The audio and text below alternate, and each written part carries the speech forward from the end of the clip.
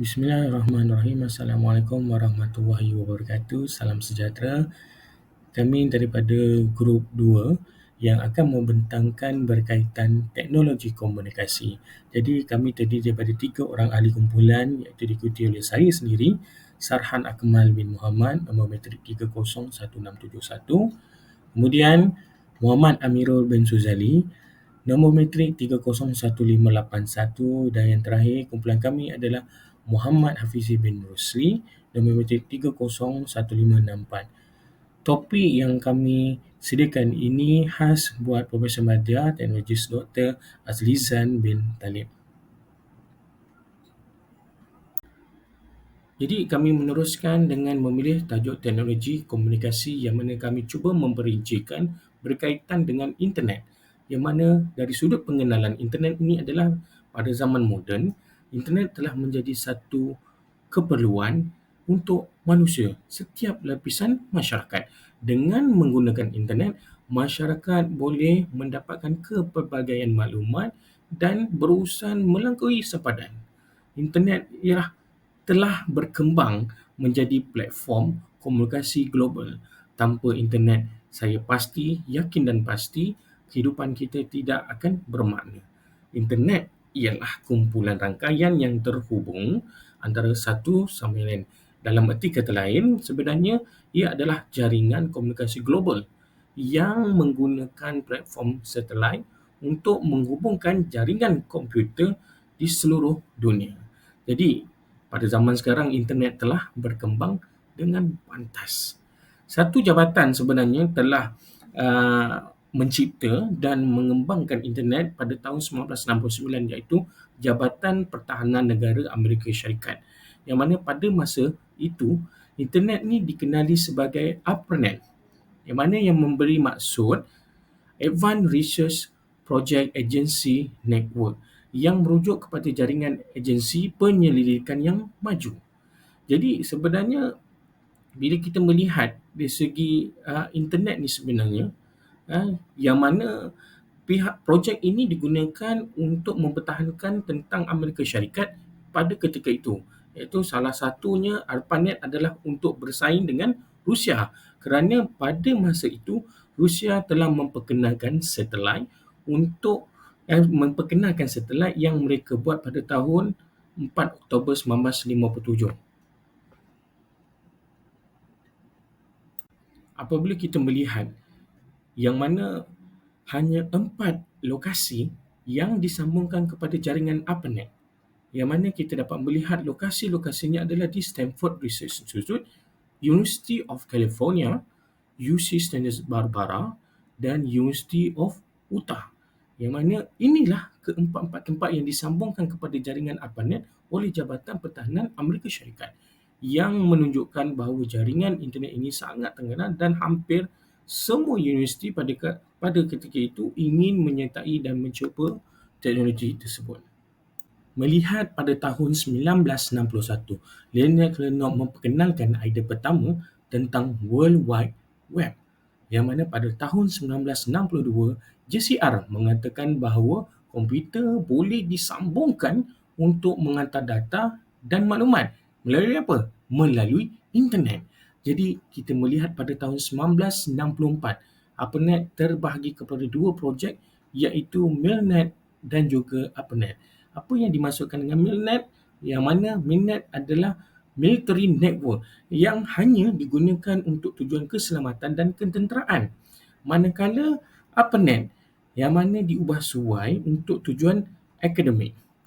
Jadi, kita pergi pada tahun 1972 yang mana jaringan ARPANET dan pembangunan teknologi jaringan komputer ini semakin berkembang. Pada tahun 1973 pula, jaringan ARPANET ini telah dimiliki oleh banyak universiti di seluruh dunia. Pada tahun 1974, istilah internet ni barulah muncul, yang mana Win Serb dan Bob Hahn memperkenalkan Transmission Control Protocol TCP. Jadi pada tahun 1980, orang ramai barulah mula memiliki komputer peribadi untuk penggunaan semasa mereka. Jadi pada tahun 1980, internet ini barulah mula digunakan secara meluas untuk tujuan menghantar email dan protokol pengiriman fail FTP. Melihat pada tahun 1983 telah diperkenalkan DNS, iaitu termasuk domain seperti .com dan .net dicipta untuk memudahkan pengguna internet untuk mengenal pasti dan mengingati alamat web yang mereka kunjungi. Jadi pada tahun 1990, yang mana tim Berners-Lee mencipta sistem HTML, juga dikenali sebagai Hypertext Markup Language. Jadi apabila kita melihat, sudah pasti pada tahun 1992, bahan seperti bunyi, video yang boleh diakses melalui internet mula kelihatan. Ya. Jadi pada tahun 1993, istilah surfing belayar barulah muncul, telah muncul di dalam dunia maya pada masa itulah. Jadi kita melihat pada tahun 1994, Mozilla Web Browser ialah web browser yang dibangunkan oleh Jerry Yang dan David Filo bagi menubuhkan Yahoo. Bagi menubuhkan Yahoo. Jadi laman e-dagang pertama, eBay, Craigslist dan Amazon telah dibangunkan pada tahun 1995. Pada 1998, Google baru masuk ke dalam pasaran internet dunia. Pada tahun 2000, dapat kita menyaksikan permulaan era internet seperti social media seperti Skype dan MySpace. Jadi kita melihat pada tahun 2000 muncul sosial media seperti Skype dan MySpace, kemudian muncul laman web besar seperti WordPress dan browser web Safari. Pada tahun 2004, Facebook yang ditubuhkan dengan Mozilla Firefox. Dan pada tahun 2005, muncullah YouTube dan Reddit, yang mana sampai saat ini era sosial media terus berkembang dan kita dapat lihat aplikasi seperti Twitter, Instagram, WhatsApp dan banyak lagi telah dilahirkan pada masa kini. Hai, saya Muhammad Amirul bin Suzali, nombor metrik 301581. Hari ini akan menerangkan mengenai proses komunikasi melalui email. Proses komunikasi melalui email adalah merujuk kepada pertukaran mesej elektronik antara dua atau lebih pihak menggunakan sistem email. Email adalah cara biasa untuk berkomunikasi secara elektronik dalam era digital masa kini. Proses ini juga melibatkan penghantaran, penerimaan dan pertukaran mesej dengan menggunakan alamat email sebagai cara untuk mengenal pasti penerima. Pengirim adalah orang atau entiti yang memulakan mesej dengan melalui email. Penerima pula adalah orang atau entiti yang menerima mesej dari si penerima. Mesej atau maklumat yang ingin disampaikan yang berupa mesej, imej dan lampiran adalah salah satu kaedah untuk mencapai matlamat komunikasi yang berkesan.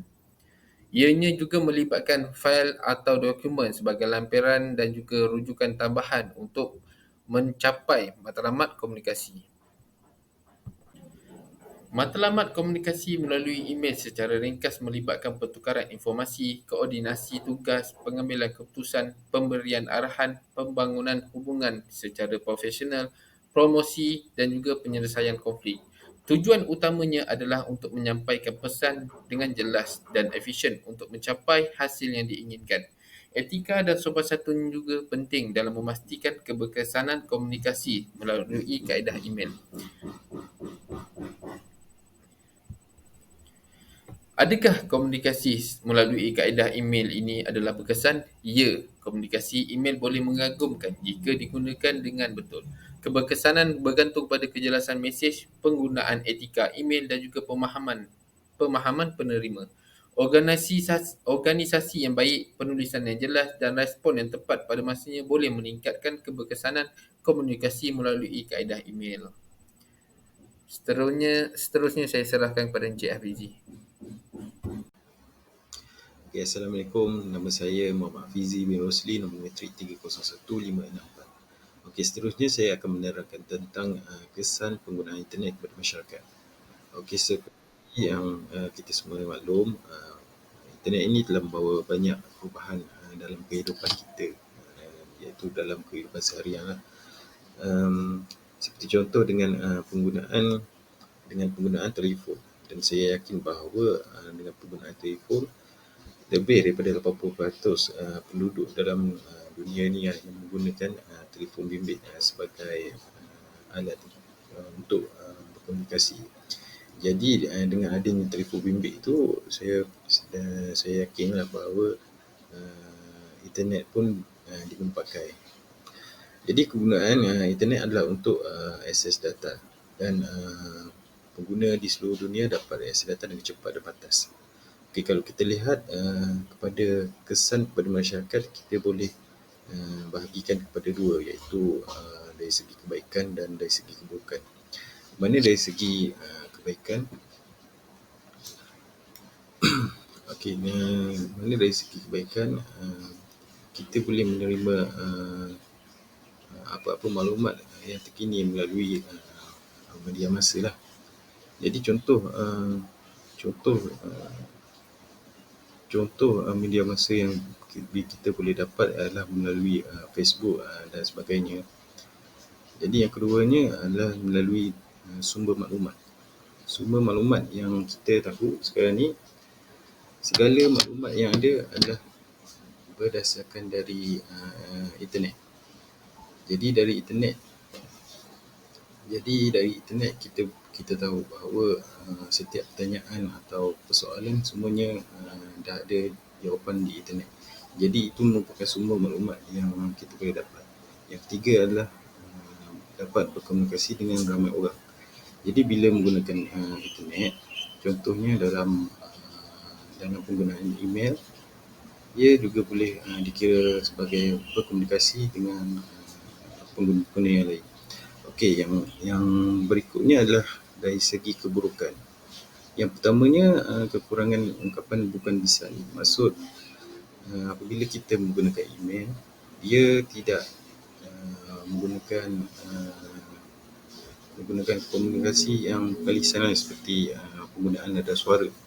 Jadi kesannya bila penggunaan komunikasi yang bukan berasaskan dengan suara ataupun bukan lisan, ia boleh mengakibatkan faktor salah faham antara satu sama lain. Mungkin maklumat yang disampaikan tidak sampai. Okay, yang keduanya adalah lebihan maklumat. Lebihan maklumat ni lebih merujuk pada sebagai contohnya email. Apabila email, penggunaan email seharian kita melebihi. Jadi di situ lebih kepada menunjuk tentang keburukan. Kenapa? Kerana ia menjadi sukar untuk kita mencari maklumat-maklumat penting. Dan yang ketiga ni adalah kebocoran maklumat. Okay, melalui internet, yang kita faham sekarang ni, terlampau banyak kes-kes yang melibatkan scammer. Ini mungkin melibatkan tentang kebocoran maklumat melalui internet juga. Jadi itulah antara kesan-kesan yang boleh kita kaitkan dengan penggunaan internet kepada masyarakat.